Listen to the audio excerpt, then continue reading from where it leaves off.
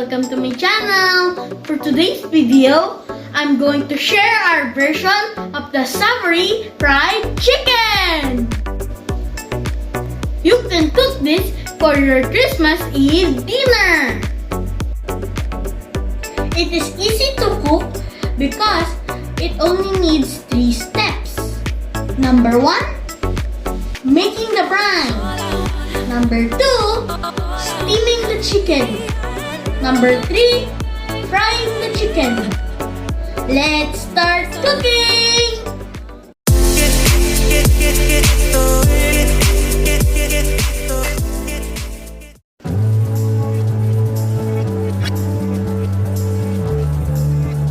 Naglagay lang ako ng 8 cups of water sa pot. Tapos, kailangan lang natin ng cinnamon bark, cloves, star anise, black pepper, garlic, onion leeks, at onion.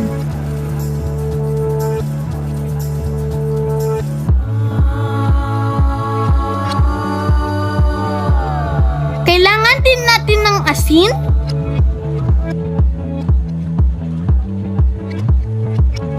sugar, takpan ng pot at hintayin kumulo.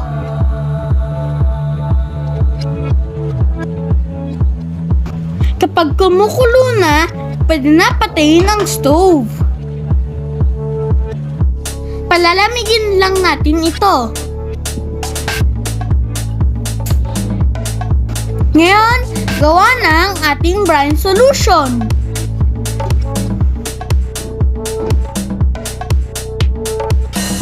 Kapag malamig na ang brine, pwede na nating ibabad ang manok. Ayan, hindi na siya mainit. Tandaan, kailangan malamig muna ang brine bago ilagay ang manok. Kasi kapag mainit pa ang brine, magiging nilagang manok ito. Ibabad ng 8 hours, pero mas matagal, mas maganda. The next day.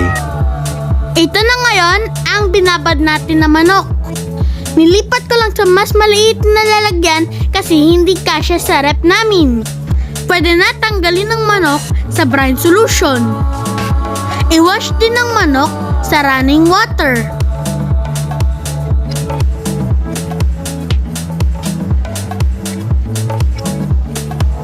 Ngayon, ready na natin i-steam ang chicken. Lagyan lang ng butter ang loob ng manok.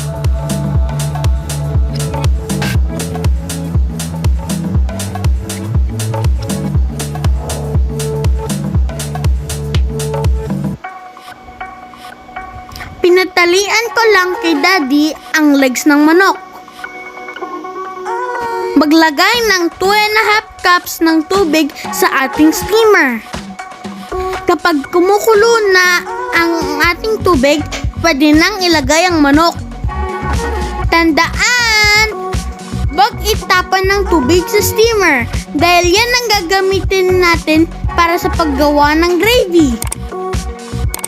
I-steam ang manok ng 1 oras. 1 hour later. Pagkatapos ng 1 oras, patayin ang stove. Pwede nang tanggalin ang manok. I-air dry ang manok ng 2 to 3 hours. Ito ay para maging super crispy ang balat ng manok. Ilipat na din sa saucepan ang tubig ng steamer na may drippings ng manok.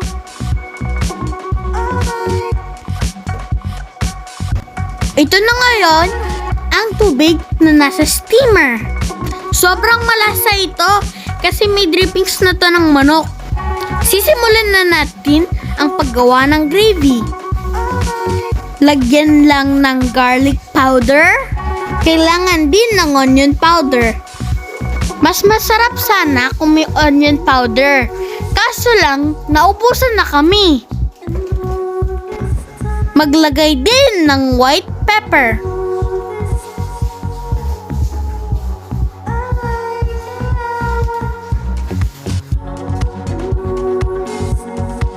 Dalawang kutsarang asukal.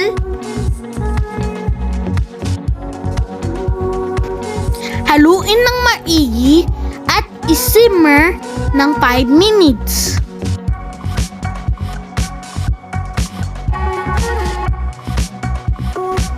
Pwede na nating ilagay ang slurry.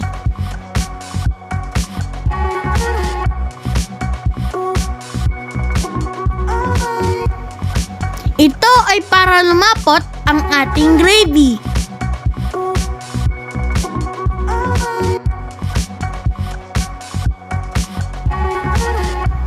Maglagay din ng isang kutsarang toyo para gumanda ang kulay.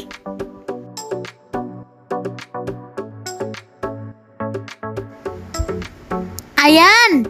Luto na ang ating gravy!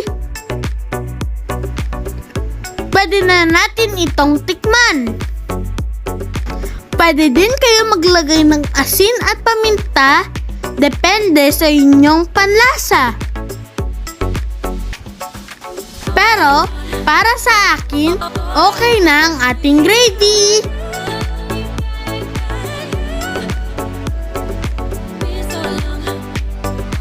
Ngayon, magprito na tayo ng manok. Kapag mainit na ang mantika, pwede na natin iprito ang manok. Mag-ingat sa tumatalsik na mantika! Ipiprito lang natin ang manok para crispy ang balat. Hindi ito kailangan iprito ng matagal. Kasi luto ng manok dahil na-steam na natin kanina. Ang gusto na lang natin ay maging crispy ang balat at gumanda ang kulay.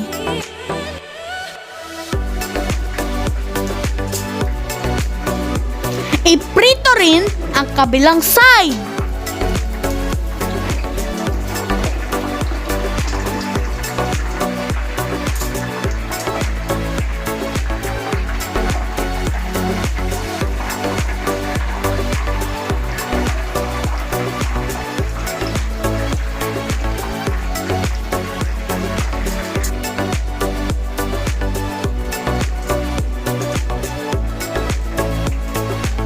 Kapag kulay brown na ang manok, pwede na tong hanguin.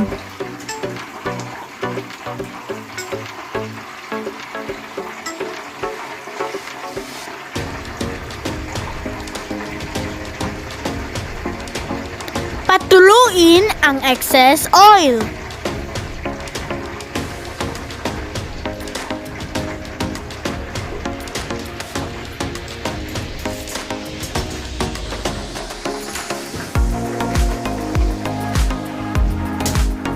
Punasan ng oyster sauce ang manok.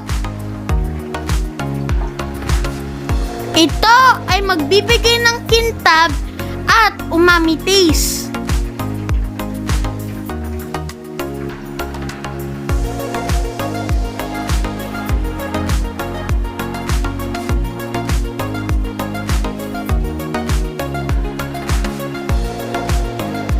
Ayan! Luto na ang ating manok. Malapit na ulit ang favorite part ko. It's tikman time! Siya nga pala, huwag ninyong kalimutan tanggalin ang tali ng manok. Hindi yan masarap, promise.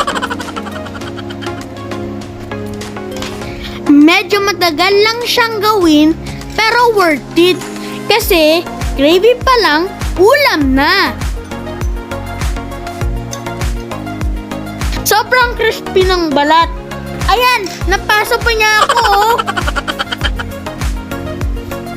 O siya, kakain na ako. Thank you for watching. If you want to see more videos like this, please hit the like button and subscribe. Stay safe, and stay awesome. Happy cooking! Bye!